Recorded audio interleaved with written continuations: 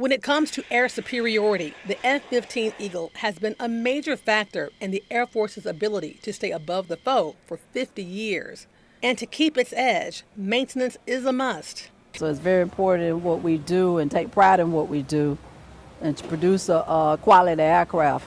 It's here, inside the Eagle's nest at Robins Air Force Base, Georgia, where maintainers at the Warner Robins Air Logistics Complex and Air Force Life Cycle Management Center personnel play a critical role in making sure America's fighter jets stay at maximum performance. The Eagles fly. That's what we call it. It's lovely. You know, you see an eagle fly, just soar, that's it. To me, I'm doing my part. I didn't serve in the military, but right now I'm doing my part to help the nation and my war fighters, you know, keeping them safe, making sure they have the equipment they need to do their job. According to installation historian Bill Head, the first F-15 came to Robins in November 1974, and now, half a century later, Robins services all of the Air Force's global fleet of F-15s. Well, we take it very serious because we need to make sure that the pilots are safe, that we give a good aircraft back to the warfighter. In order for them to do their job correctly, we need to do ours. And then flight test pilots like Lieutenant Colonel Matt Griffin step in.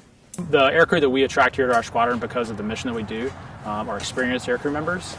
I myself was on active duty for 12 years prior, F-15E operationally, serving in Afghanistan and also the Horn of Africa.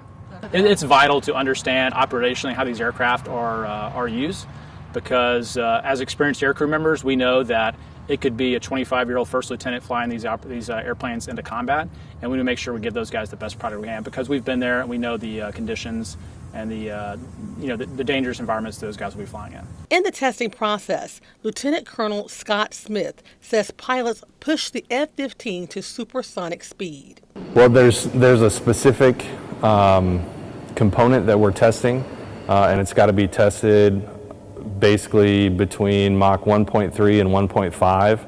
That marvel of aviation technology happened October 14, 1947. This year marks 75 years since U.S. Air Force Captain Charles Chuck Yeager became the world's first pilot to fly faster than the speed of sound. And so we have a physical limiter that limits rudder travel when we're going that fast, and we have to be able to go that fast to test that that's effectively working.